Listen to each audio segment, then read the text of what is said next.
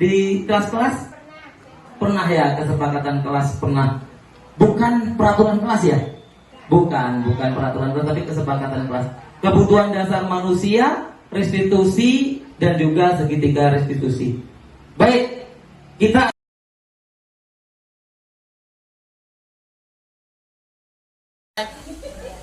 Bismillahirrahmanirrahim. Assalamualaikum warahmatullahi wabarakatuh. Selamat pagi ibu-ibu, bapak-bapak. Pagi. Semangat ya? Masih semangat? Masih semangat. Baiklah, pada kesempatan ini saya minta maaf sebelumnya kepada ibu-ibu yang sudi kiranya untuk bersama kami, ya bersama saya, kita di sini sama-sama diskusi bersama-sama ya. Diskusi bersama-sama berkenaan dengan penerapan budaya positif di sekolah kita. Jadi kita nanti sharing ya, kita nanti saling bertukar pikiran, saling mungkin bertanya ataupun merefleksikan diri kita sebagai seorang guru, bagaimana kita menangani berkenaan dengan budaya positif, penerapan budaya positif SMA Negeri 1 Bungaraja. Dan saya di sini CGP angkatan 10 mempunyai sebuah tugas, yaitu saya harus membuat aksi nyata ya di sekolah saya berkenaan dengan modul 1.4, yaitu budaya positif. Kita langsung saja mulai materi budaya positif. Kita lihat di depan ini Bapak Ibu semuanya. Di sini ada yang namanya disiplin positif. Ada namanya teori kontrol, ada nilai-nilai kebajikan universal, ada teori motivasi, ada keyakinan kelas atau kesepakatan kelas, ada kebutuhan dasar manusia, ada restitusi, 5 posisi kontrol, dan yang terakhir yaitu yang segitiga restitusi. Kira-kira ada nggak Bapak Ibu yang sudah tahu ya berkenaan dengan materi budaya positif? Kira-kira nomor berapa ini Bapak Ibu? Disiplin positif, tahu ya berkenaan dengan disiplin ya? Pasti sudah terbiasa di sekolah kita ya berkenaan disiplin. Teori kontrol, belum tahu ya. Nilai-nilai kebajikan universal, belum juga. Teori motivasi sudah dilakukan sering ya di dalam kelas ya, seperti itu. Keyakinan kelas atau kesepakatan kelas pernah buat di kelas-kelas? Pernah ya, kesepakatan kelas pernah.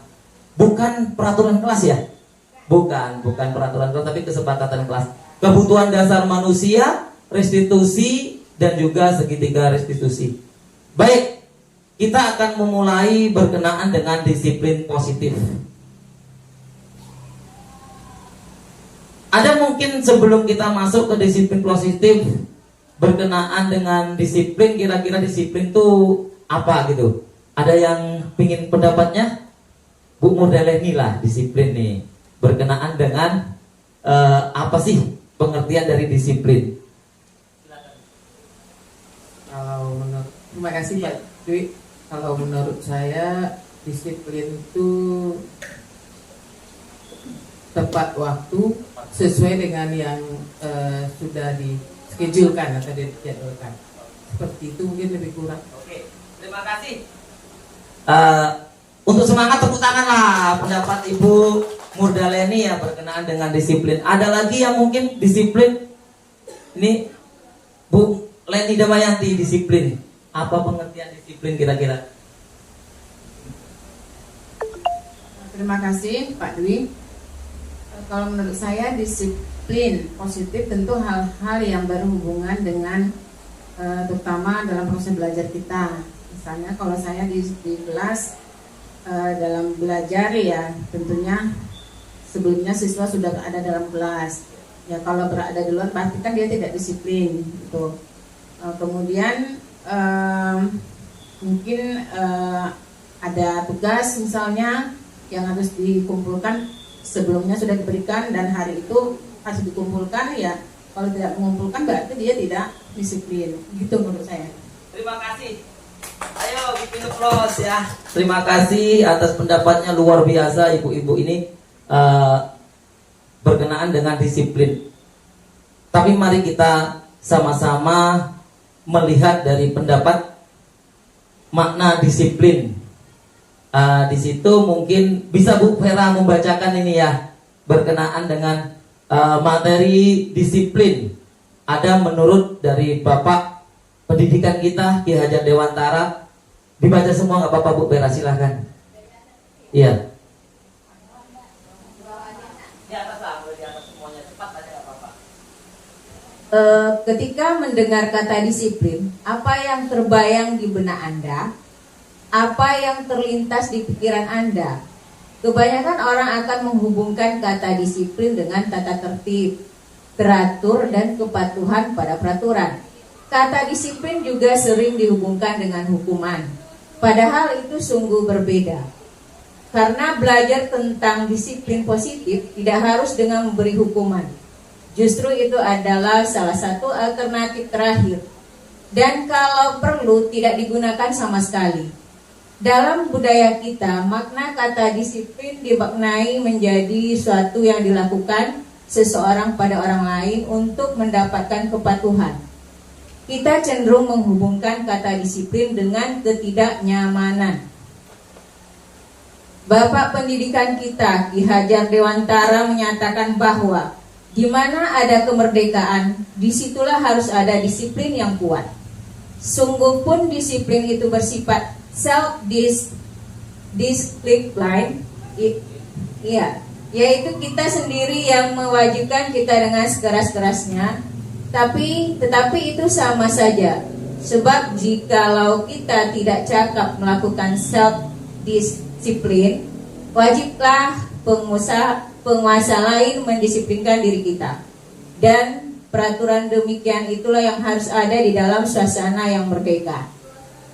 Ya.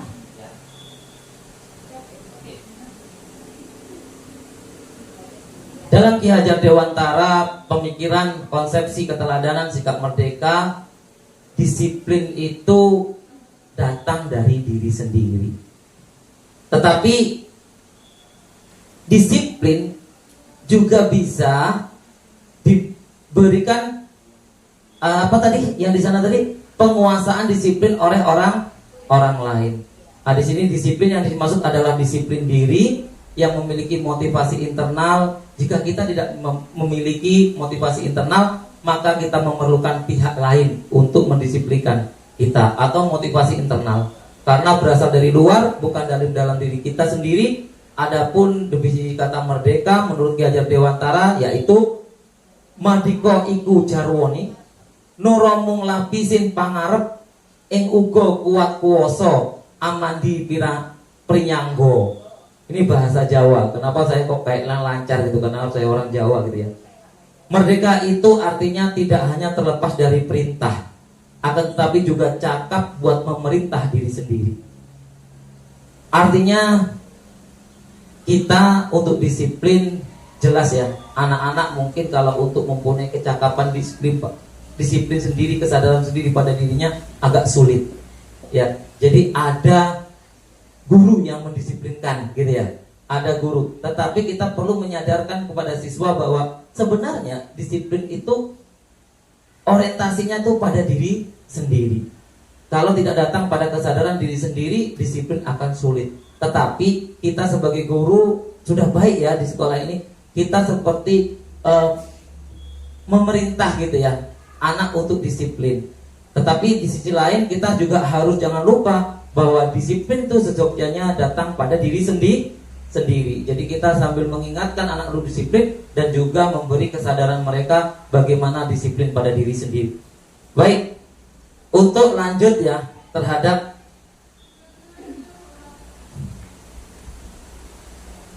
teori disiplin. Di sini ada ilusi ya. Teori kontrol murid. Di situ ada ilusi guru mengontrol murid. Ada ilusi bahwa semua penguasaan positif efektif dan bermanfaat. Ada ilusi bahwa kritik dan membuat orang merasa bersalah dapat menguasai menguatkan karakter. Di situ juga ada ilusi bahwa orang dewasa memiliki hak untuk memaksa. Jadi selama ini kita juga nggak salah ya kan, nggak salah kan di teori-teori ini. Tapi kita belum sampai ke jenjang yang berikutnya. Ilusi guru mengontrol murid. Pada dasarnya kita tidak dapat memaksa murid untuk berbuat sesuatu jikalau murid tersebut memilih untuk tidak melakukannya. Walaupun tampaknya guru sedang mengontrol perilaku murid, hal demikian terjadi karena murid sedang mengizinkan dirinya dikontrol. Saat itu bentuk kontrol guru menjadi kebutuhan dasar yang dipilih murid tersebut. Teori kontrol menyatakan bahwa semua perilaku mempunyai tujuan, bahkan terhadap perilaku yang tidak disukai.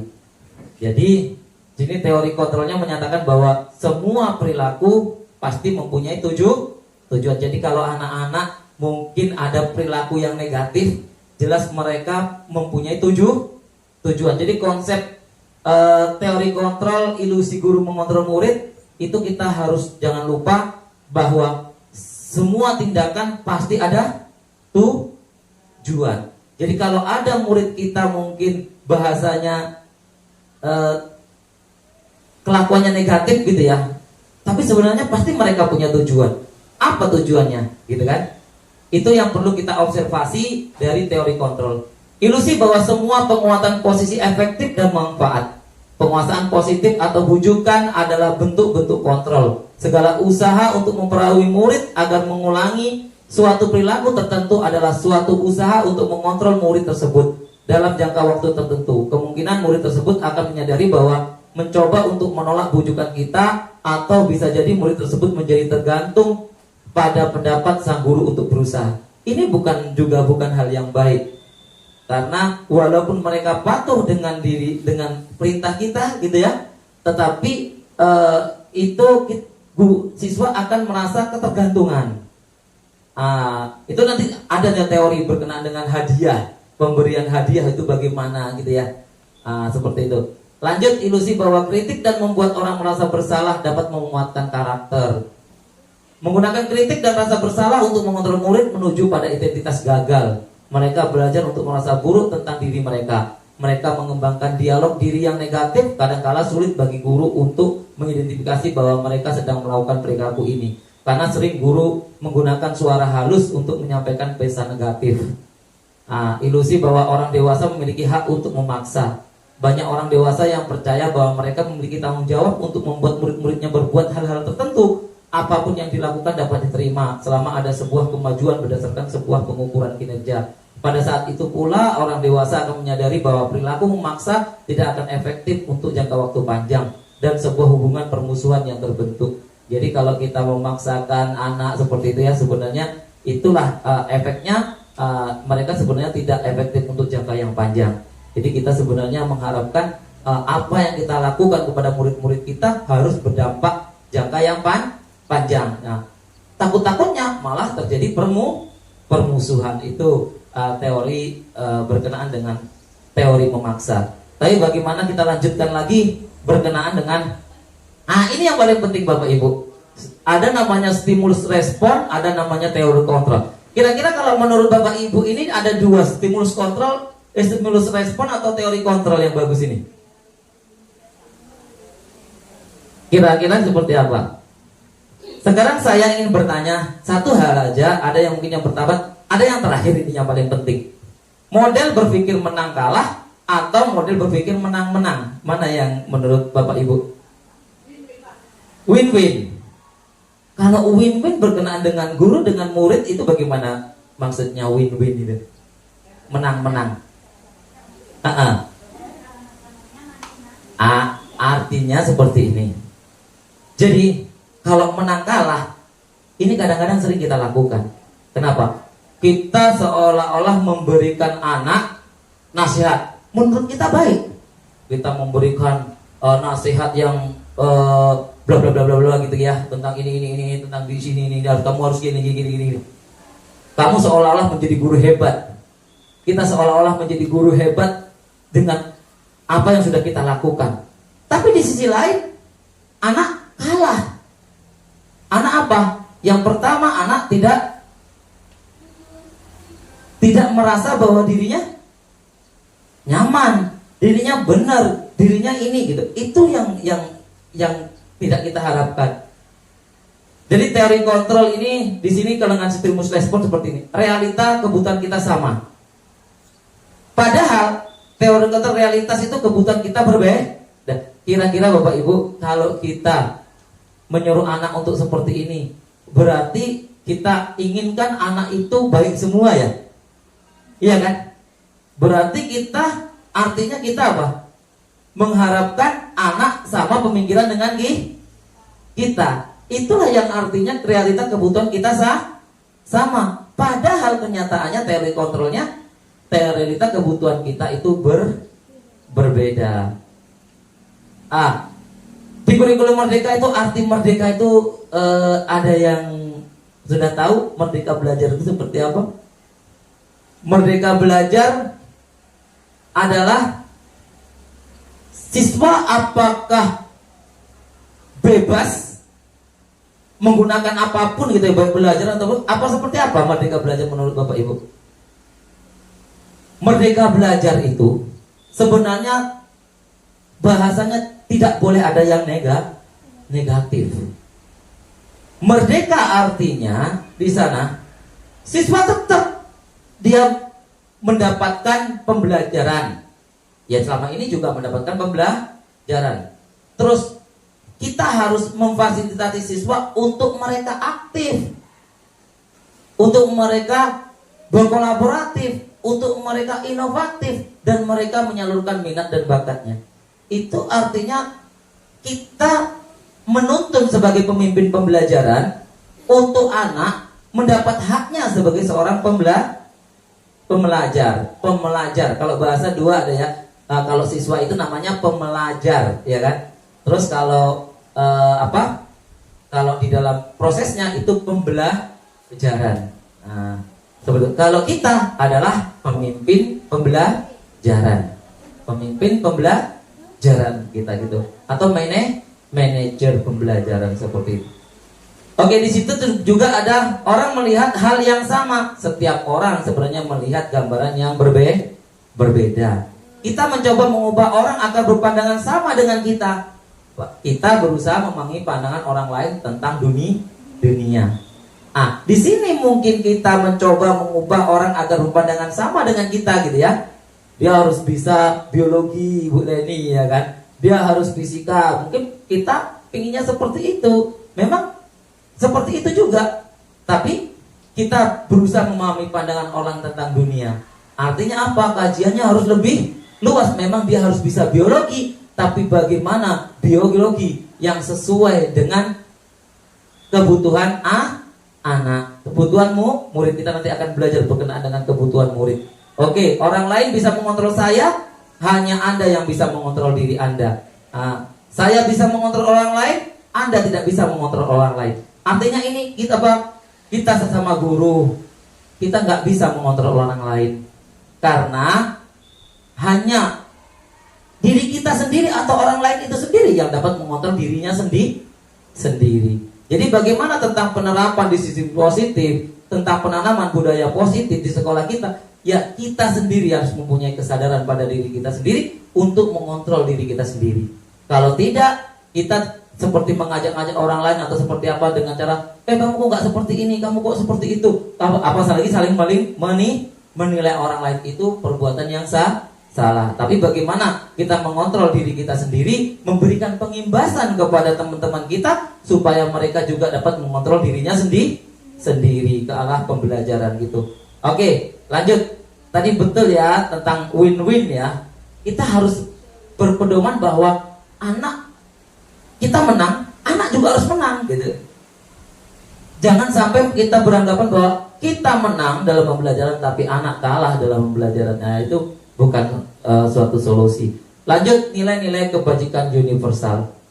Oke. Ini pernah dengar ya? Ada berapa nilai-nilai kebajikan universal di sini? Ada 1, 2, 3, 4, 5, 6. Ada yang pertama yaitu profil pelajar Pancasila. Kita tahu ya, beriman bertakwa kepada Tuhan Yang Maha Esa dan berakhlak mulia.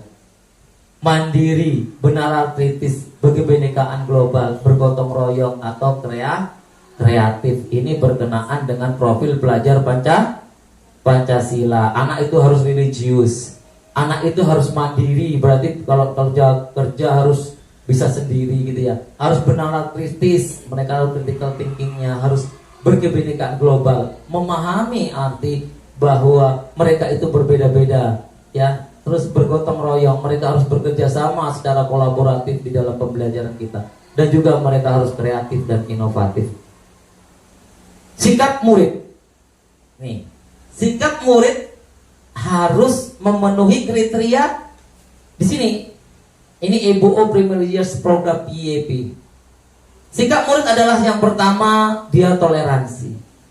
Dia harus mempunyai rasa hormat, dia harus integritas, dia harus mandiri, menghargai, antusias, empati, keingintahuan, kreatif, dan kerjasama. Pernah kita menanamkan ini Bapak Ibu di dalam kelas kita kepada murid kita? Sikap ini pernah ya? Sering kita tanamkan ya, mereka harus mempunyai ini rasa toleransi, rasa hormat, integritas, mandiri. Ini dibuatnya di mana nak? Ini di mana Bapak Ibu?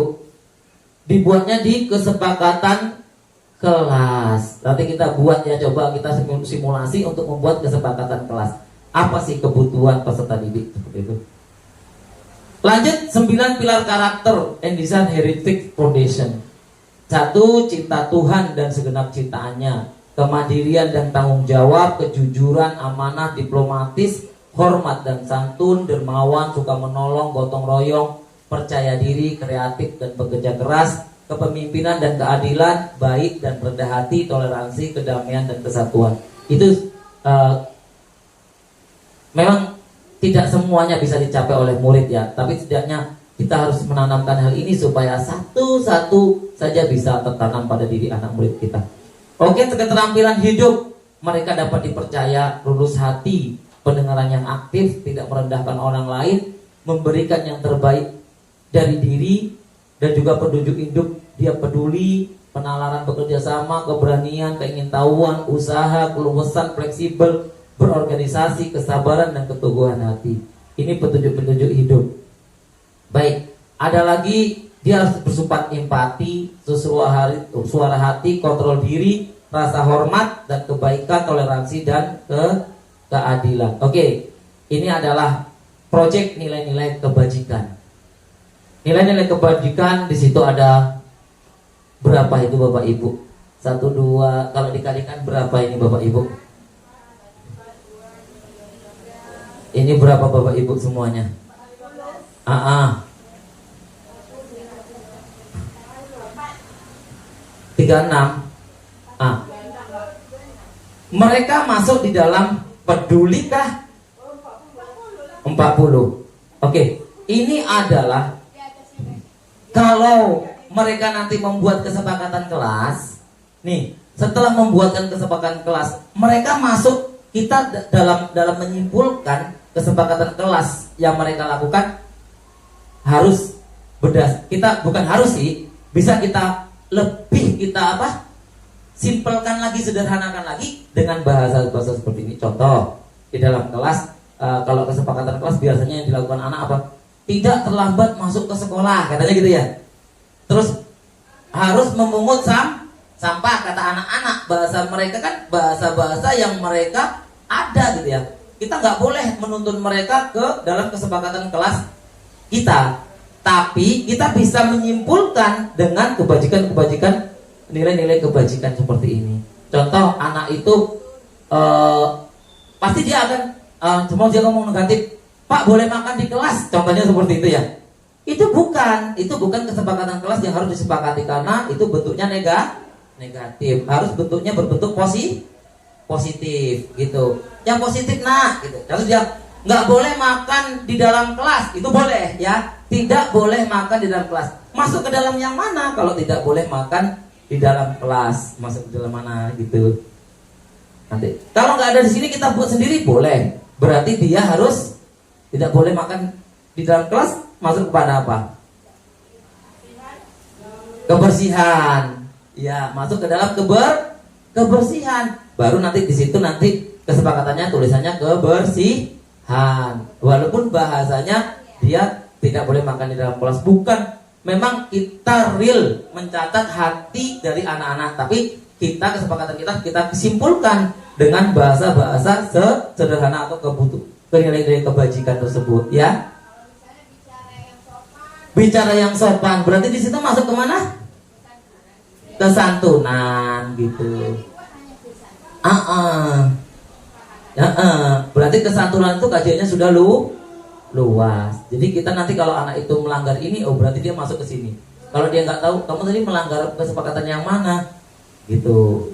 Kalau yang datang terlambat, berarti disiplin seperti itu.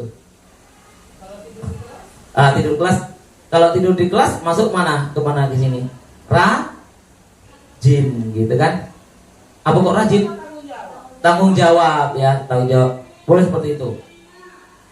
Apa tidak rajin? Gak boleh tidak, gitu ya. Karena nanti itu teori T sama teori Y. Teori T itu nanti kan lanjut nanti ya. Kita akan bahas nanti. Oke, teori motivasi. Teori motivasi. Diana Gosen dalam bukunya yang menyatakan bahwa 3 perilaku motivasi manusia. 1, untuk menghindari ketidaknyamanan atau hukuman, untuk mendapatkan imbalan atau penghargaan dari orang lain, dan untuk menjadi orang yang mereka inginkan dan menggali diri sendiri dengan nilai-nilai yang mereka percaya. Oke, Bapak Ibu-ibu semuanya, ini karena ibu-ibu ya. Gini, bayangkan ibu-ibu. Coba bayangkan ibu-ibu pipek dulu sekolah. Biar kita bukan murid aja merasakan gitu ya. Coba ibu-ibu dulu sekolah, bayangkan kira-kira bapak ibu ada 3 itu pernah merasa yang mana? Yuk, pernah merasa yang mana? Untuk menghindari ketidaknyamanan atau hukuman. Bahasa di situ ini adalah memang tingkat terendah. Biasanya orang yang motivasi perilakunya untuk menghindari hukuman atau ketidaknyamanan. Atau bertanya, kita apakah pernah terlambat dulu sekolah? Pernah, ya. Terus apakah kita pernah melakukan hal-hal yang seperti saya mau juara supaya saya kalau dapat juara dapat imbalan dari mak gitu ya, dari ibu gitu ya, dari ini gitu. Ada mungkin ya kan, nanti mama ngasih ini, masih itu gitu kan. Itu kita di tingkat yang kedua. Dan juga untuk menjadi orang yang mereka inginkan dan menghargai diri sendiri dengan nilai-nilai yang mereka percaya. Yang nomor 3 itu yang paling bagus memang. Itu berarti datang pada diri sendiri. Tapi motivasi itu apakah nggak pernah yang pertama, yang kedua, gitu kira-kira gimana? Bu siapa? Haryanti, coba kira-kira pernah mengalami yang pertama, pernah mengalami nggak? Pernah. Coba diceritakan sedikit saja apa sih yang pernah ibu rasakan. Feedback lagi ya, waktu kita sekolah ya. Sekolah gitu. Ceritakan aja, nggak apa-apa kita ceritakan. Bukan keburukan sebenarnya, ini feedback, evaluasi pada diri kita. Oh, kita pernah melakukan ini gitu. Sekarang kita bisa menjadi seperti ini, gitu kan? Oke. Silakan. Ya. Kalau dari ya pada dasarnya 3-tiganya mungkin ada lah ya. Menghindari hukuman juga ada ya. Kalau menghindari hukuman ya, kalaupun telat sebenarnya ada, tapi ya dulu masih kategori ya tidak parah lah. Telat pun paling hanya 1-2 kali ya, tapi tetap kalau telat kan ada hukumannya. Jadi kita tetap berusaha untuk menghindari agar tidak telat dan tidak kena hukuman. Nah, mungkin itu. Jadi untuk setelah itu ya dari diri sendiri juga ada ya, yang jelas bagaimana agar bisa datang lebih awal ya, itu mungkin bisa juga berhubungan dengan nomor 3, datang lebih. Imbalan atau penghargaan dari orang lain ya, kalau untuk mendapat imbalan ya kebetulan pernah ya. Biasanya anak-anak tuh kan nanti kalau dapat juara dikasih sepatu sama mama. ya kebetulan kalau dulu dapat juara kayaknya kebetulan nggak dapat imbalan dari orang tua ya. Waktu itu nggak dapat, tapi alhamdulillah kalau hadiah dari kelas ada. Jadi ya tetap itu jelas suatu motivasi juga ya. Selain mungkin ingin memperoleh yang terbaik ya, mendapat imbalan itu juga plus ada di situnya. Itu mungkin aja ya dari saya. Terima kasih. Terima kasih Bu Haryanti. Apakah salah kita memberi hadiah kepada anak kita? Tidak juga. Ya jangan nanti kalau gitu dari teori ini berarti salah ya. Tidak juga. Tapi ya kita harus tetap tanamkan. Seandainya kita ngasih hadiah kepada anak, kita nak, ini hadiah. Jangan beranggapan nanti kamu nak dengan ibu ngasih hadiah, kemarin kok nggak juara lagi. Contohnya gitu. Orang mama nggak ngasih hadiah kok, saya kan minta handphone. Nah, itu namanya ketergantungan kan. Tapi kita ngasih hadiah untuk memberikan motivasi dengan catatan, harus dengan catatan. Kita harus menanamkan nilai-nilai bahwa mereka harus sadar akan dirinya sendiri, pentingnya semua dia dalam bidang pendidikan, pentingnya untuk pendidikan. Kalau bekerja, pentingnya mereka bekerja. Jadi gitu. Walaupun ngasih hadiah, tapi tetap ditanamkan pada diri sendiri. Di posisi yang ketiga, mereka menjadi orang yang mereka inginkan dan menghargai diri sendiri dengan nilai-nilai yang mereka percaya. Dengan bahasa kita, artinya memberi hadiah itu boleh, tapi dengan catatan jangan hanya sekedar memberi hadiah, tapi kita tetap memberikan motivasi hal-hal yang negatif yang dilakukan anak jangan sampai jangan cepat sombong. Nah, nanti jangan juga mudah puas. Kan ada yang ngomong di atas langit masih ada langit, yang mengatakan begitu ya. Kamu pintar di sini, ada kamu orang yang lebih pintar dari kamu di sana. Itu termasuk motivasi yang ada di nomor 3 seperti itu. Kita lanjutkan lagi.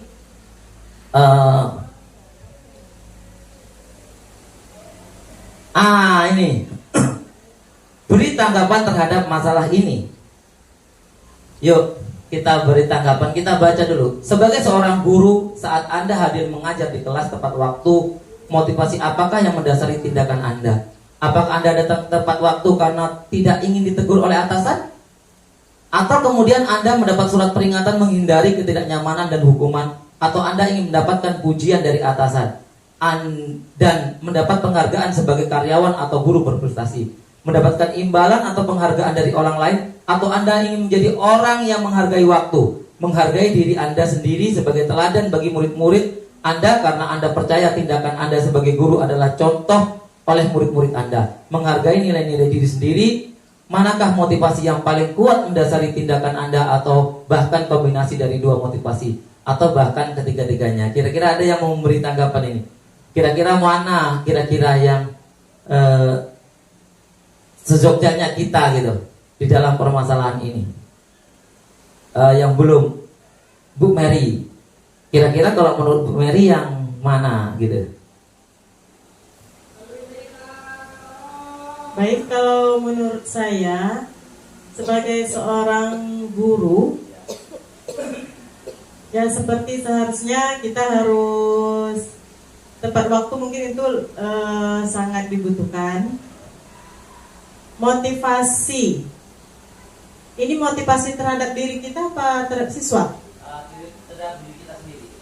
Kita apakah ingin dapat pujian, gitu. atau kita ingin takut ditegur atasan, atau kita menghargai waktu sendiri, menghargai diri sendiri, atau teladan bagi murid-murid kita? Seharusnya mungkin kebanyakan kalau dari kita, mungkin untuk disiplin atau motivasi itu mungkin lebih ke takut ditegur oleh atasan, mungkin kebanyakan. Tetapi seharusnya itu adalah motivasi kita diri sendiri supaya kita terlihat lebih baik di mata siswa. Menurut saya seperti itu. Makasih ya. Makasih. Benar.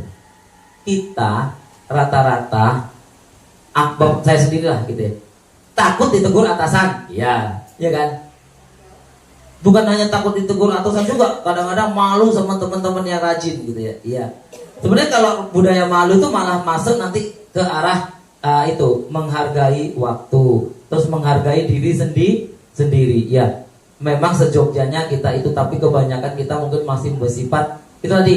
Makanya kesadaran itu datangnya intrinsik pada diri kita. Oke, selanjutnya, bila di sekolah Anda tidak ada peraturan yang mengharuskan guru datang tepat pada waktunya, dan tidak ada surat teguran bagi guru yang datang terlambat, dan tidak ada atasan yang memuji Anda, apakah Anda akan tetap datang tepat waktu untuk mengajar murid-murid Anda? Jelaskan alasan Anda. Ya, Rini. Bu Vera.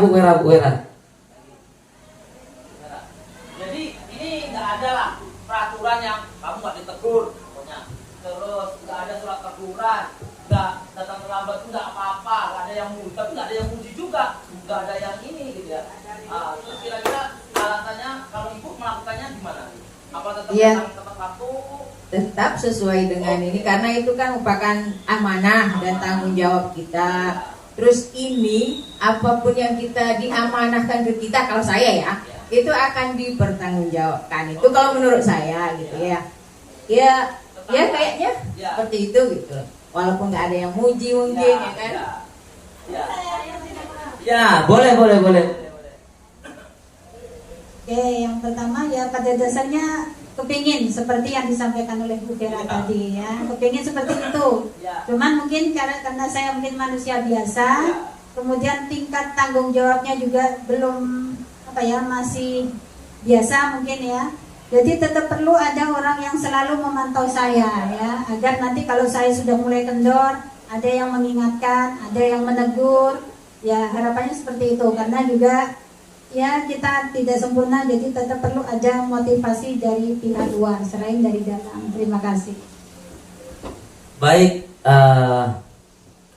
memang ya kita pasti nanti bahasanya munafik nih kita gitu. Tapi kita masih jelas dengan pengetahuan seperti ini, refleksi sama guru ini. Inilah yang dinamakan kita refleksi terhadap diri kita sebagai seorang guru. Artinya nanti lama-lama kita sadar ya, kita pernah ngomong seperti itu di otak kita, oh ini salah ini sebenarnya kalau kita kayak gini ya kan.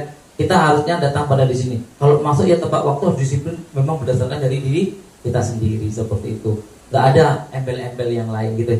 Oke, kita lanjutkan lagi. Nanti pembahasannya nanti di luar lagi ya, berkenaan dengan ini kita belajar sama-sama. Oke.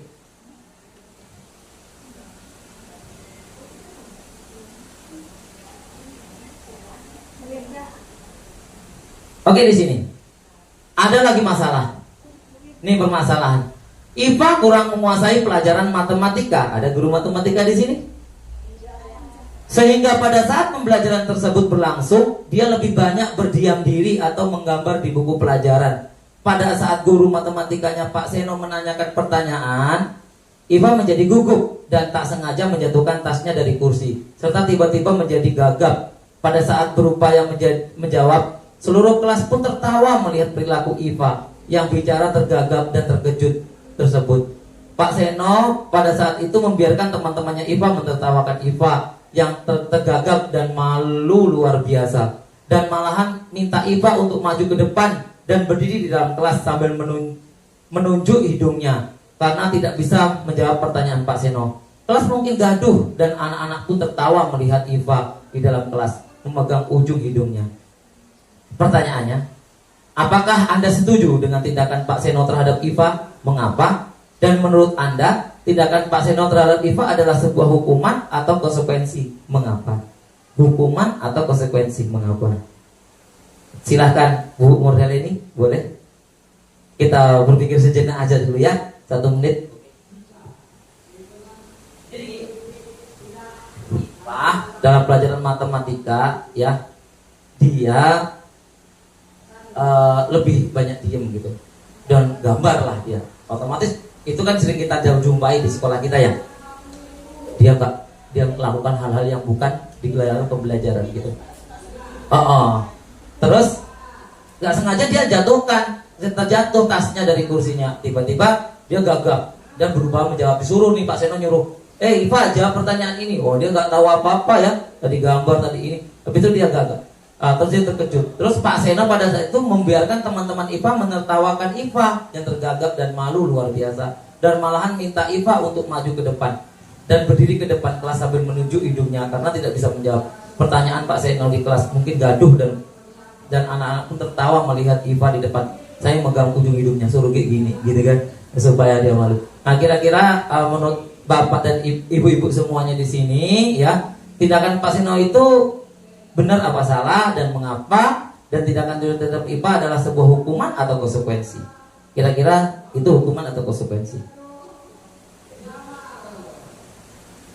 Kalau menurut saya yang dilakukan Pak Seno sih kurang, kalau menurut saya ya. Kalau saya pribadi, selagi dia tidak mengganggu temannya, it's okay. Kecuali dia tidak di dalam, tapi dengan melibatkan teman lain, mungkin saya akan tegur juga. Gitu. Tapi kalau selagi dia memang kita kan juga nggak bisa maksain kan, semuanya harus bisa, itu kan impossible juga, gitu kan. Jadi kalau menurut saya ya nggak usah juga dipaksain, yang penting dia di dalam, walaupun dia pura-pura ada. Kalau saya gitu aja sih, yang penting dia tidak mengajak rekannya untuk bareng dengan dia untuk di luar gitu. Tapi kalau dia udah mengajak rekannya atau udah membuat kericuan lagi, tapi kalau selagi dia diam aja, kalau bagi saya sih fine-fine aja sih. Jadi menurut saya itu kurang tepat kalau menurut saya. Jadi kalau menurut saya itu jadinya ke hukuman sih, karena di situ kan menjatuhkan mental si Iva juga gitu. Itu kalau menurut saya. Terima kasih.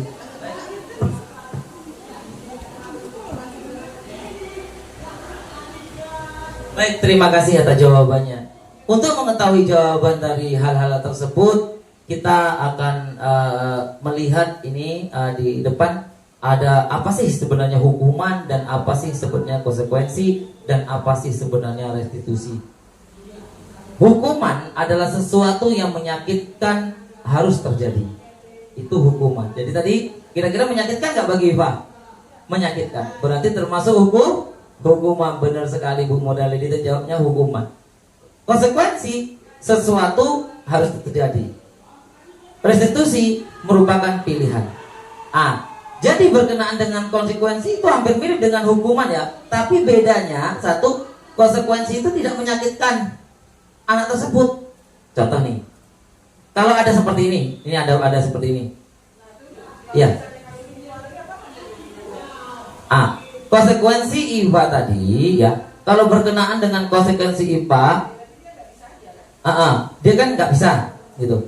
Konsekuensinya nanti bisa dia ibaratnya mengulangi, ibaratnya mencatat apa yang tidak tercatat di dalam pelajarannya gitu, ataupun mengerjakan tugas. Artinya kayak gini ya konsekuensi ini. Konsekuensi adalah sesuatu yang diberikan atas kesalahan yang dilakukan oleh orang, tetapi bentuknya dalam pembelajaran. Maksudnya ngerti ya? Kalau seperti ini nih, ini ada pertanyaan seperti ini. Pak Jun, anak terlambat dalam pelajaran olahraga. Terus Pak Jun suruh anak lari keliling 10 kali lapangan. Kira-kira ini konsekuensi atau hukuman? Hukuman. Bu Modal ini gimana? Pak Ridwan Junaidi adalah guru penjas ya, BJOK. Ada anak yang datang terlambat di pelajaran dia. Pada saat itu anak disuruh lari 10 kali lapangan oleh Pak Ridwan Junaidi. Ini masuk konsekuensi atau hukuman? Konsekuensi. Tadi ada yang hukuman? Hukuman, alasannya silakan.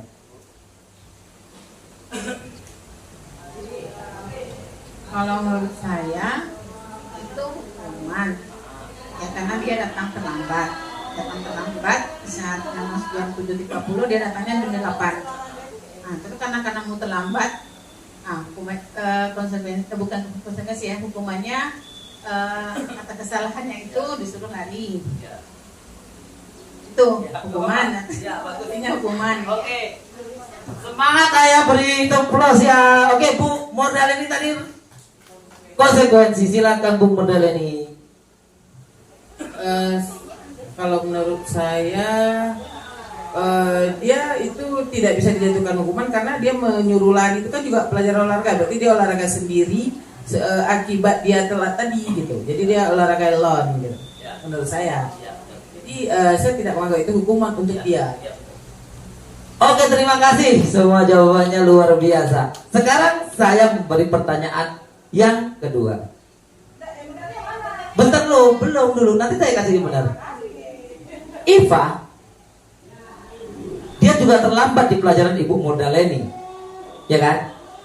Terus disuruh lari 10 kali oleh Ibu Modaleni, itu masuk hukuman. Kalau Ibu Modaleni hukuman juga ya? Hukuman, oke. Jawabannya adalah yang pertama tadi adalah konsekuensi, yang kedua adalah hukuman. Artinya seperti ini. Ya benar Bu Modaleni. Tapi ini nggak masalah benar atau salah, itu kita belajar sama-sama ya. Oke. Konsekuensi, ingat, konsekuensi adalah sesuatu yang diberikan bermanfaat bagi dirinya. Karena Pak Ridwan Judi guru olahraga, dia berhak karena guru olahraga itu memang lari itu sebagian dari olahraga seperti itu. Tapi Bu Modaleni, anak suruh IPA suruh lari 10 menit, itu hukuman dan tidak boleh itu dilakukan karena itu berupa hukuman. Sudah paham sekarang berkenaan dengan konsekuensi dan hukuman?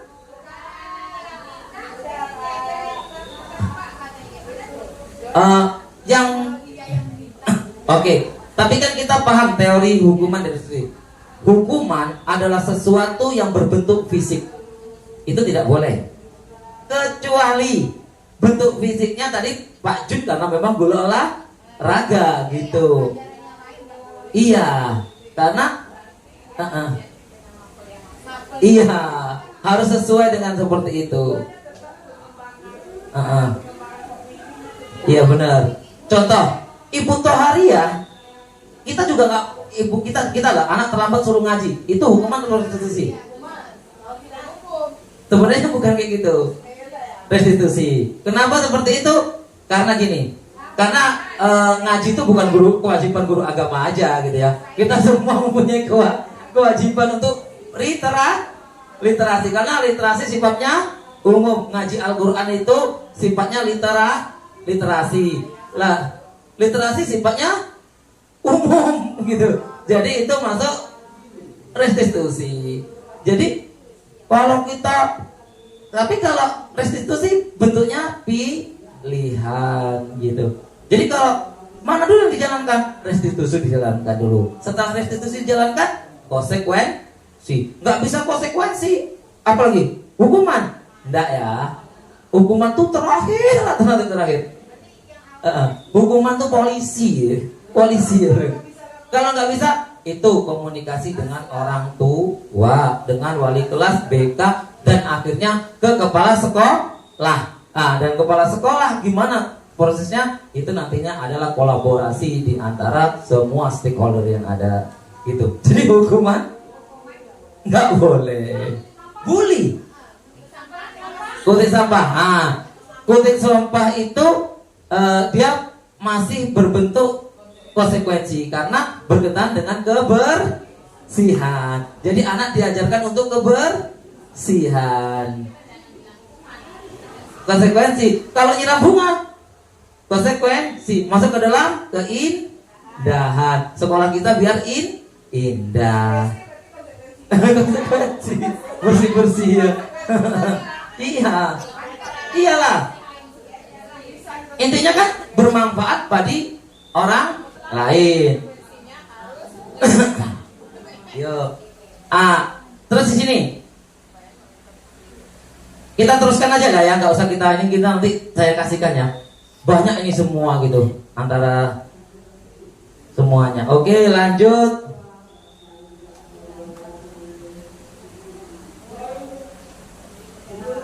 Ya, bentar ya. Tadi nilai-nilai kebajikan universal sudah belum? Teori kontrol ya, nilai-nilai kebajikan universal. Oke. Apa sih nilai-nilai kebajikan universal? Tadi sudah ya. Oh, profil Pancasila nilai kebajikan universal udah ya tadi. Yang tadi ya, peduli ini, kerjasama, itu kan nilai-nilai kebajikan universal. Oke, kita lanjut ke dalam teori motivasi. Tadi sudah masuk. Keyakinan atau kesepakatan ke kelas ya. Keyakinan atau kesepakatan kelas. Ini kan sering dibuat. Oke, kita buat. Yuk, kita buat keyakinan atau kesepakatan kelas. Ada di karton tuh ya. Keyakinan atau kesepakatan kelas. Nggak ada spidolnya, Pak. Oh, pakai pena aja, Bu. Oke. Oke. Kita mulai dari kesepakatan kelas, dimulai dengan hal-hal yang negatif dulu. Dengan bahasa tidak. Ya, kita mulai dengan bahasa tidak.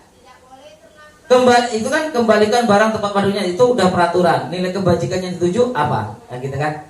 Kita nggak usah ke sini dulu. Kita langsung ke kesepakatan kelas saja biar cepat. Oke, kita mulai dengan tidak. 1 apa? 10 saja. Tidak boleh datang terlambat. Oke, ditulis di sininya Bapak Ibu. Yuk, ditulis. Tidak boleh datang terlambat, boleh. Tidak boleh apa? Coba kelompok ya. Kelompok ini 2 orang, 3 orang berbeda. Hah? Ya. Tidak, dimulai dari tidak hal yang negatif dulu. Oke, apa? 5 aja lah ya, jangan banyak-banyak, 10 ya, 5 aja.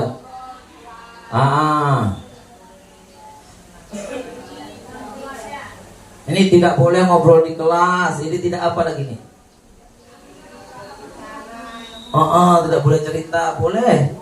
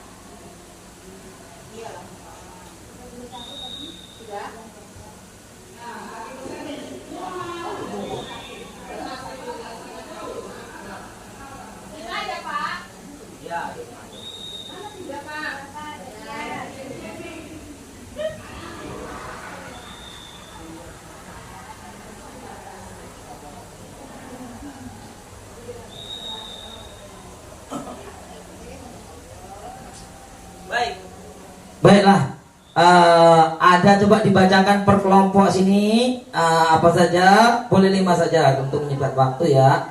Silakan.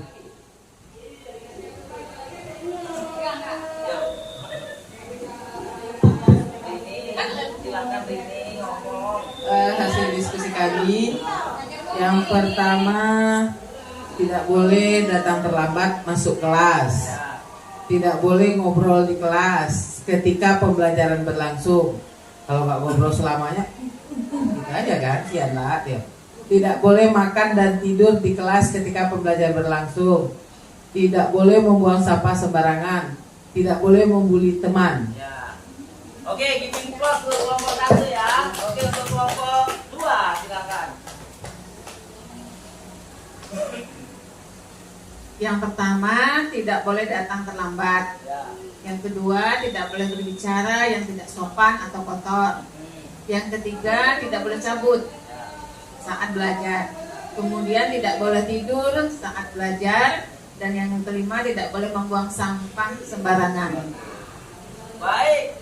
Sudah itu kesepakatan kelas, mungkin di dalam kelas, anggaplah kita di dalam kelas gitu ya. Kesepakatan udah dibuat. Sekarang kita buat ke kalimat positif. Kata-kata tidak boleh kita rubah menjadi kalimat positif. Kalau ini kan kalimat negatif ya, tidak boleh. Bagaimana kebajikan-kebajikan universal yang tertanam di kalimat positif? Tadi kan udah tahu ya, ada sopan santun, ada ini gitu ya. Nah, kita buat dulu di nilai apa positifnya. Artinya kalau tidak boleh datang terlambat, berarti di situ datang tepat waktu, itu positifnya. Kalau disiplin itu sudah masuk ke dalam universal mengerucutnya gitu ya. Oke, berarti tidak boleh datang tepat waktu. Coba dibuat, yuk dibuat sama-sama. Di situ ini berarti tidak boleh ngobrol di kelas ketika pembelajaran berlangsung. Kira-kira kalau positifnya gimana?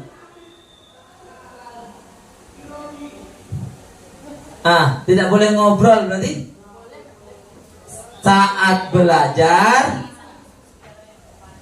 harus mendengarkan guru di dalam kelas gitu, di dalam pembelajaran gitu. Itu kalimat positifnya gitu. Buat dulu kalimat positifnya. Satu aja lah ya, satu aja ya. Yang ini pilih aja Bu, pilih aja Bu, satu aja.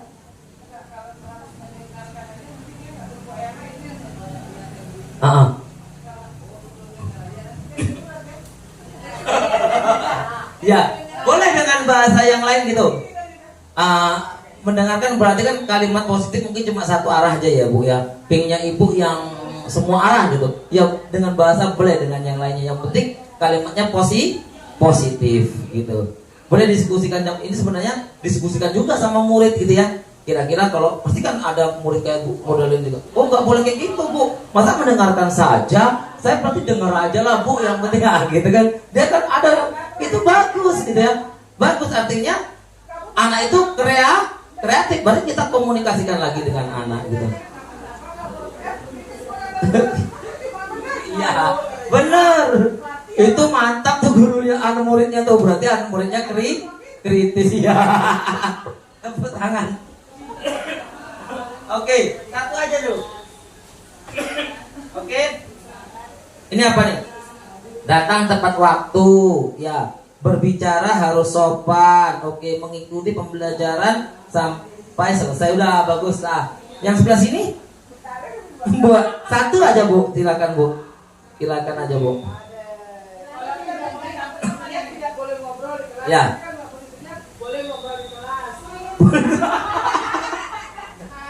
Jangan Bu, harus boleh nggak? Ya. Harus ngobrol di kelas. Ya janganlah Bu. Ini kalimatnya positif, harus positif gitu ya. Makanya nanti dia harus membuat itu kan. Saya memang ini kan kalau ulas balik kebajikan apa nilai-nilai harus sesuai dengan nilai-nilai kebajikan universal. Oke. Udahlah Bu, nggak apa-apa Bu. Nanti tambah banyak nih waktu udah hampir 1 jam ya. Sebenarnya nggak apa-apa. Oke lanjut. Ini belum saya sampaikan ya. Setelah itu dibuat dengan nilai-nilai kebajikan universal. Berarti kalau datang tidak boleh datang terlambat berarti disiplin. Kalau Bu model ini pilih salah satu tuh apa? Ya itu kalau apanya kebajikannya disiplin. Ya atau jawab boleh itu. Ya sopan santun benar. Itu bagus. Ada seperti itu. Terus di sini ada lagi nanti tampak seperti tidak tampak seperti ini. Tampak seperti ini positifnya, yang ini tadi yang negatif. Seperti itu. Ini teori T, ini T ini ya, teori T. Dan ini tampak seperti atau tidak tampak seperti, ini teori Y. Yang perlu diperhatikan adalah teori Y kita ini. Selanjutnya istilah bagaimana wujudkan keyakinan kelas berikut. Teori Y, terdengar, terlihat, dan berperilaku. Seperti itu. Bagaimana contoh teori tadi ya? Nih, guru tugasnya mengajar, murid tugasnya belajar. Guru tugasnya mendidik, murid tugasnya mencoba. Kita sampai membuat seperti itu detailnya gitu Bapak Ibu. Tapi sebenarnya ya sekedar kita dapat apa aja ya, informasi aja lah ya. Nah, seperti itu. Terus di sini yang tampak seperti ini Bu. Dia bagian yang mana? Bagian yang hormat, bekerja atau rasa diterima dan dimiliki seperti tadi. Tampak seperti berarti datang tepat waktu, tampak seperti. Tidak tampak seperti sering hadir terlambat. Jadi anak itu punya jurnal masing-masing dengan bahasa teori T. Berarti anak kalau nggak apa, si nama di atas siapa? Randy contohnya. Di situ Randy-nya kita punya bagian seperti ini. Dia masuk kepada yang mana? Teori dia. Oh, dia berarti kalau dia hormat ataupun dia bekerja atau rasa diterima dimiliki gitu. Dia masuk ke tidak dalam tempat waktu, berarti dia tidak tampak seperti gitu. Jadi dia nanti dapat berapa poin, kita kasih bintang gitu kan? Ya, ada kan yang ibaratnya kasih bintang-bintang gitu kan? Berarti tampak seperti, dia tidak tampak seperti gitu. Jadi kita punya checklist seperti itu, tampak seperti, tidak tampak. Jadi gitu aja gitu. Tapi boleh dengan metode kita sendiri seperti itu. Terdengar seperti ini Bu. Ini Bapak Ibu, ini penting banget buat kita sebagai seorang pendidik. Tuh satu orang berbicara, yuk saya bantu, kita bisa selesaikan kita bersama. Terima, tolong ya, permisi, boleh saya pinjam, nanti akan saya kembalikan. Ini terdengar seperti itu. Ada anak yang mengatakan seperti itu. Yuk saya bantu, itu udah positif ya. Kita bisa selesaikan ini bersama katanya. Terima, tolong ya, permisi, boleh saya pinjam, nanti akan selesai. Terlihat berempati, berarti dia bahasanya berempati terhadap perasaan orang lain, memegang barang milik orang lain hanya dengan izinnya, mendengarkan dengan sesama, senantiasa berbuat baik dan berbagi. Terus berperilaku, kita harus seperti apa? Tersenyum ramah, memberikan salam hormat, ya, terus berjabat tangan, ya, meletakkan tangan di dalam dada, bersalim, ya, memberikan ruang bekerja, patuh tubuh yang tenang. Artinya apa? Kita harus selalu menanamkan kepada anak-anak kita sikap-sikap yang positif dari beberapa hal. Jadi kalau anak kita dia tidak apa gitu ya, terus anak itu harus seperti apa, terus dia terlihat seperti apa, itu teori Y. Perilaku seperti itu. Jangan dulu ke anak-anak kita Bapak Ibu kalau berkenaan dengan teori Y. Yuk kita mengarah ke teori Y. Artinya jika kita mendengarkan anak yang seperti itu gitu ya, bagaimanalah kita baik terlihat, berperilaku juga dan terdengar. Tadi sedikit saya mendengar ya, mungkin karena belum mungkin pengimbasan gitu ya, berkenaan dengan anak pakai sepatunya sepatu mamanya, kita mengolok-ngoloknya sambil tertawa. Itu kita tindakan yang tidak bagus. Sama kita dengan Pak Seno tadi ya. Sama, berarti kita tidak berlaku yang baik. Berarti kita haruslah sebenarnya seperti tadi kita lakukan 3, yaitu yang pertama restitusi dosa. Karena kalau dia kan kata baik di pendidikan sebenarnya anak melakukan kesalahan adalah sikap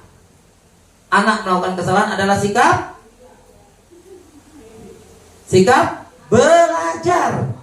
Kalau anak salah itu sikap belajar. Sekali kesalahan adalah sikap belajar. Anak salah itu sikap belajar. Kira-kira anak apa? Dia kan kalau suruh merangkak dari pertama itu kan, dia kan ternyata dia jatuh. Itu lagi apa? Kan salah dia ke jalannya, salah gitu kan.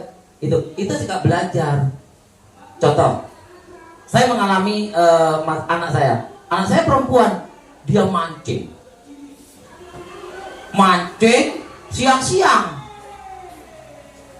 Saya sampai dibilang, "Tuh, Pak Cokro, anaknya di apa? Di parit katanya, di sungai mancing, anak perempuan." Mamanya marah-marah nih, anak perempuan gitu. Saya disuruh, biar saya jemput aja. Karena saya sudah guru penggerak nih, datanglah saya. Nak, gitu. Nak, mancing nak. Pertama dia takut. Makanya kita lakukan apa? Restitusi adalah validasi tindakan yang salah. Oke, kita masuk ke dalam restitusi yang terakhir ya. Kita masuk ke restitusi. Bagaimana penanganan terhadap anak? Kita masuk ke dalam restitusi. Oke, kita masuk ke restitusi.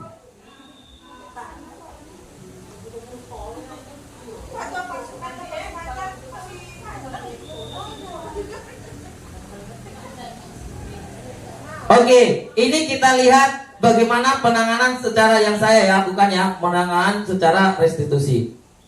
Oke, monggo diperhatikan nih. Memanggil kamu tahu nggak alasannya kenapa, Andika?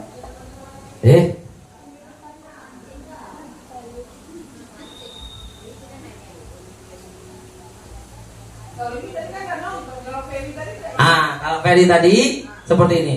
Oke, saya akan lihatkan restitusi dulu. Jadi solusi dari Andika ya. Oke, yang ini udah ya, Andika sudah. Kawan main. Ini udah. Berarti kita langsung ke yang Ferry tadi ya. Bagaimana tindakan yang seharusnya dilakukan terhadap tindakan Ferry? Oke, kita lihat tadi berkenaan dengan restitusi.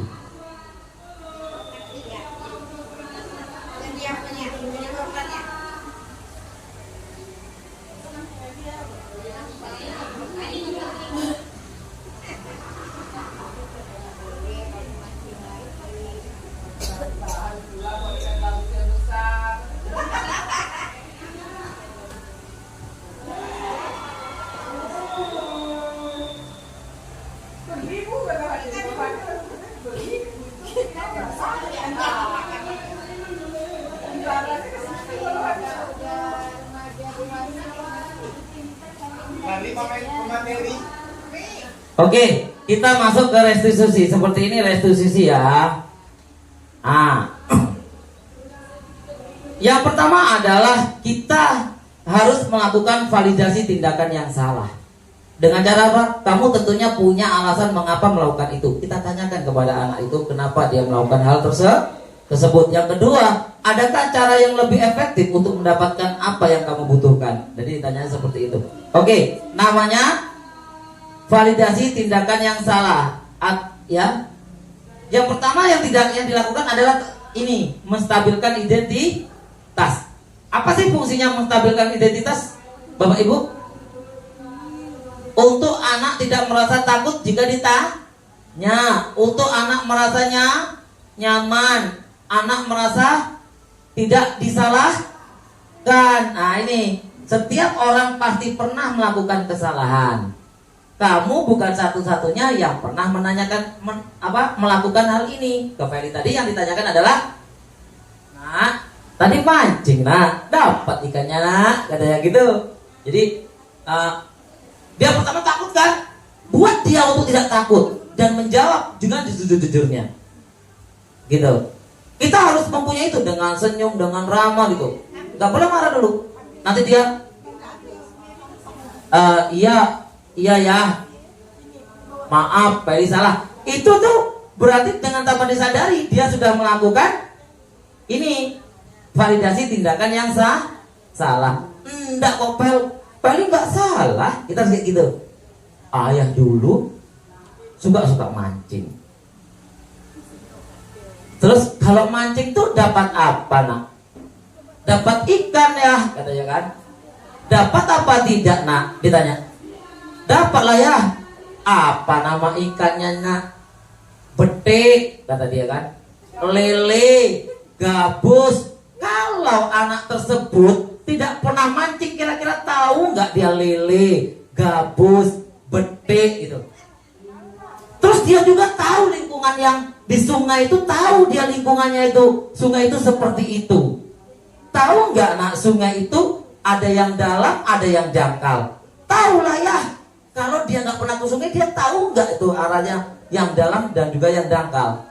Tadi kita tanya lagi. Nah, kalau kita nanti main di sungai, terus kita kecemplung, nak, bahasanya gitu, tenggelam kita, nggak ada yang nolong, gimana, nak? Ya nanti ada yang bahasa kasarnya matilah, Feli. Ada yang mungkin bahasanya janganlah ya, jangan sampai kecemplung, gitu kan? Kalau kayak gitu berarti kita ngapain, nak? Kita tanyakan terus sama dia. ya nggak boleh main ke sungai. Nah, nanti lama-lama dia akan tahu gitu loh, menyadari apa yang dilakukan. Tapi jangan menjudgment. Ini kan mak-mak zaman sekarang, wow, bak kayu yang sungai kan, pulang kau nggak? Gitu. Ini yang apa? Sebenarnya dari segi itu dia punya pengalaman sekali ya, main di sungai, setidaknya dia tahu. Tapi kita yang harus orang dewasa cerdas dalam menanggapi permasalahan anak. Begitu juga dengan anak-anak kita di dalam sekolah kita. Begitu. Terus itu kita sambilkan dulu identitasnya. Jangan dia merasa ketakutan. Bapak Ibu bisa ya. Bisa kalau menangani anak, jangan buat dia ketakutan. Dia harus merasanya nyaman dulu. Setelah itu baru validasi tindakan yang salah. Baru kamu tentunya punya alasan melakukan hal itu. Terus adakah cara yang lebih efektif untuk mendapatkan kebutuhan mereka? Kira-kira dia solusinya apa gitu. Yang terakhir adalah menanyakan keyakinan kelas. Baru yang disepakati tadi ya Bu. Ya kan? Di kelas kita punya keyakinan. Aku ini yang melanggar yang mana nak? Yang ini Pak. Gitu dia kan tahu gitu. Setelah itu kamu ingin menjadi orang seperti apa nak? Gitu. Nah, seperti itulah kita apakan. Kalau gagal di restitusi, kita adakan konsekuensi. Seperti itu bentuknya. Kalau konsekuensi tidak Bapak Ibu. Ya kalau gagal konsekuensi, kita akan orderin kolaborasi. Berarti kita intinya mungkin ada sesuatu hal yang belum baik di antara kita. Bagi kita ada kolaborasi dengan guru BK ya, dengan guru penggerak ya, dengan kepala sekolah atau dengan teman sejawat. Tapi jangan cari teman sejawat yang provokator juga ya kan. Hukum aja itu Bu, gitu kan. Oh, apa aja Bu, gitu kan. Oh, itu jangan kayak gitu juga ya penanganannya. Oke. Intinya saya percaya Bapak Ibu semua sudah melakukan hal-hal yang baik di dalam sekolah dengan pengalaman Bapak Ibu. Tinggal mungkin dikombinasikan aja lah. Oke. Terima kasih Jaya. Oke, tinggal itu saja mungkin yang kita lakukan yang berkenaan dengan budaya positif di kelas kita, di pembelajaran kita. Mohon maaf atas menyita waktunya yang berjam-jam seperti ini ya.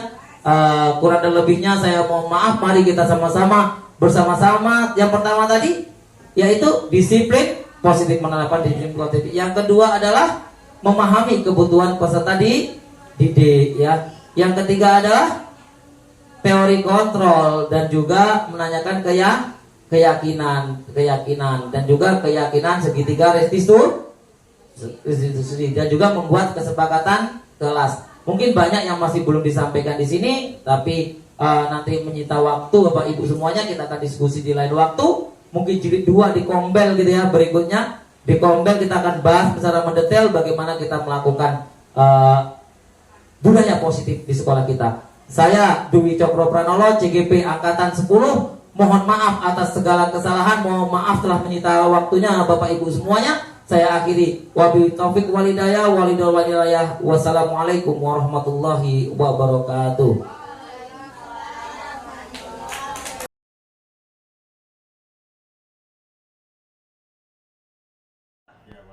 Di sini Bapak memanggil kamu.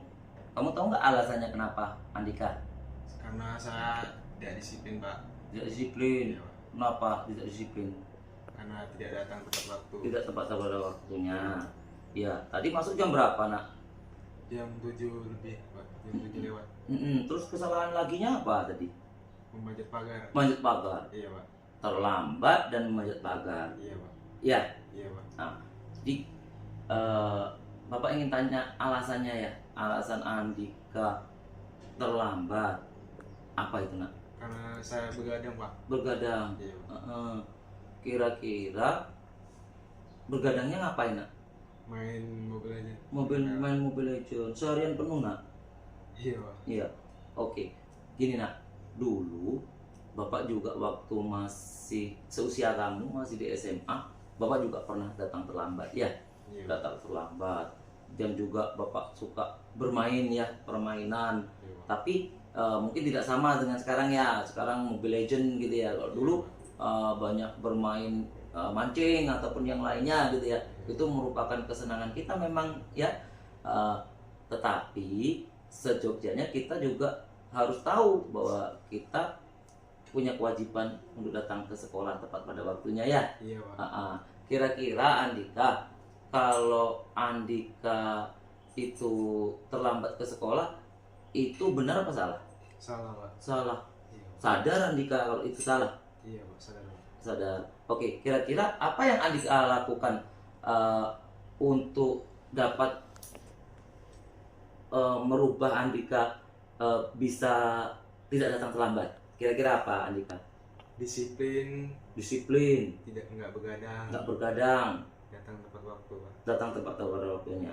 Ini cara-cara Andika ya? Iya, Pak. Cara-cara Andika ingin melakukan hal itu. Iya, Pak. Kira-kira berkenaan dengan permainan Mobile Legend tadi gimana Andika?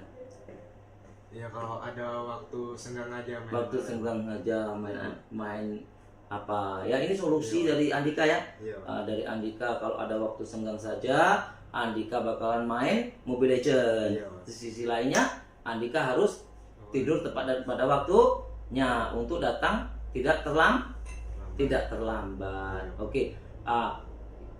Mari kita cari solusi sama-sama ya. Itu tadi udah solusi dari Andika ya. Iya. Ya, Bapak setuju. Tapi Bapak juga akan bekerja sama nanti dengan orang tua memantau ya. Dan juga Andika Bapak kasih waktu juga ya. Iya, Pak. Seminggu ini Bapak ingin pantau Andika untuk masuk ke sekolah tepat waktunya. Bisa Andika? Insya Allah, Pak. Insya Allah. Iya. Kira-kira gini Andika. Andika tuh cita-citanya jadi apa sih? Jadi polisi, Pak. Jadi polisi. Iya. Jadi polisi. Kalau jadi polisi itu harus apa nak? Harus disiplin. Harus disiplin. Iya, Pak. Terus kira-kira Andika tadi melakukan terlambat ke sekolah itu apa itu? Melanggar keyakinan kelas. Iya, Pak. Yang kita punya keyakinan kelas kan? Iya, punya. Di sekolah punya keyakinan kelas ya. Iya, Pak. Iya, apa itu? Datang tepat waktu. Datang tepat waktu. Iya, Pak. Berarti Andika Melanggar. melanggar. Iya, Pak. Bisa berubah nak? Insya Allah. Bisa berubah ya. Iya, Pak. Kita akan berubah sama-sama ya. Iya, Pak. Kita bekerja sama-sama. Andika senang, Andika nanti tercapai cita-citanya jadi polisi. Polisi itu harus satu Disiplin. disiplin, terus Belajar. bertanggung jawab, Jawab. belajar ya. Belajar sungguh-sungguh. Bersungguh-sungguh. Sungguh-sungguh. Iya, Bapak harapkan Andika nanti Bapak doakan bisa tercapai cita-citanya ya. Jangan diulangi lagi ya nak ya. Ya. Bapak akan pantau Andika untuk datang tepat waktunya. Terima kasih Andika. Andika boleh kembali ke kelasnya ya. Terima kasih ya, Pak. Ya. Assalamualaikum warahmatullahi wabarakatuh. Nama saya Andi Kepratama dari 11.4. Pagi ini saya melanggar peraturan di sekolah ini, memanjat pagar dan tidak mengikuti peraturan dari sekolah. Setelah itu saya habis dibimbing oleh Pak Cokro dan saya sadar saya melanggar peraturan sekolah dan tidak disiplin. Oleh karena itu saya ingin disiplin lagi dan menaati peraturan sekolah karena saya punya cita-cita ingin jadi polisi dan saya insya Allah berjanji akan berubah agar cita-cita saya tercapai. Ya, Pak.